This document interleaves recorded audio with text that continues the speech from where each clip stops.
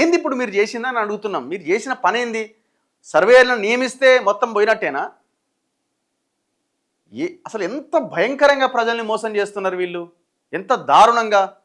వాస్తవమే, భూమి మీదనే యుద్ధం జరిగింది. మేము ప్రతిరోజు చెప్తున్నాం, భూమి మీదనే ఫోకస్ జరగాలి. ఎందుకంటే ఒక కుటుంబానికి 1 ఎకరం భూమి ఉంటే ఎంత ఆత్మగౌరవంతో బతకగలుగుతారు ఒకసారి ఆలోచించండి. కానీ ఎవడి చేతిలో ఉంది వాళ్ళ భూమి అంతా? ఏ వర్గాల చేతిలో ఉంది భూమి అంతా?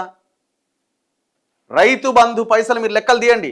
రైతు భరోసా పైసలు 9,000 కోట్లో 8,000 కోట్లో ఎవరికి మెజారిటీగా ఎవరి అకౌంట్లలో పడుతున్నాయో ఒక్కసారి లెక్కలు తీయండి. మీరు కడుతున్న ప్రాజెక్టుల నీళ్లు ఎవరి భూముల్లోకి ఎక్కువగా పోతున్నాయో లెక్కలు తీయండి.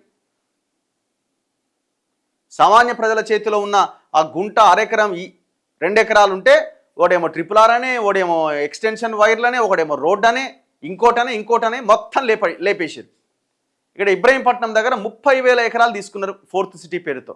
కేసీఆర్ ఏమో ఫార్మా సిటీ పేరుతో 15,000 ఎకరాలు తీస్తే ఇక మంచిగా అవకాశం దొరికిందిరా నాయన అని ఫార్మాని ఎత్తేసి ఆ 15,000కి ఇంకా 15,000 సేకరించి 30,000 ఎకరాల్లో ఆడ ఫార్మా సిటీ ఏర్పాటు చేసి 4th సిటీ అంటున్నాడు. మొత్తం దాదాపుగా అన్ని లంబడోళ్ళ భూములే ఉన్నాయి.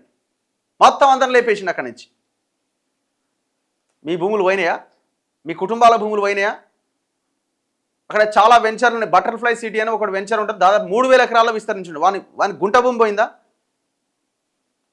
ఇట్లా మాట్లాడుకుంటూ పోతే మనం రోజంతా దీని మీద డిబేట్ పెట్టి మాట్లాడుతుండొచ్చు.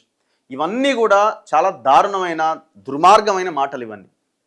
ముఖ్యమంత్రి గారు భూ సమస్యలు లేవని మీరు అంటున్నారు. భూ సమస్యలు ఉన్నాయి, ఇంకా సృష్టిస్తూనే ఉన్నారు. మీకు సంబంధించిన వాళ్ళ దగ్గరికి మొత్తం ఫైల్స్ అన్నీ పోతున్నాయి. ఇందులో అపోజిషన్ ఓడు, అధికారం అని ఏమీ లేదు. ఇలా బీఆర్ఎస్ ఓడు కలిసిండు, బీజేపీ ఓడు కలిసిండు, కాంగ్రెస్ ఓడు కలిసిండు, అందరు ముగ్గురు కలిసి ఈ మొత్తం దందాన్ని చేస్తున్నారు.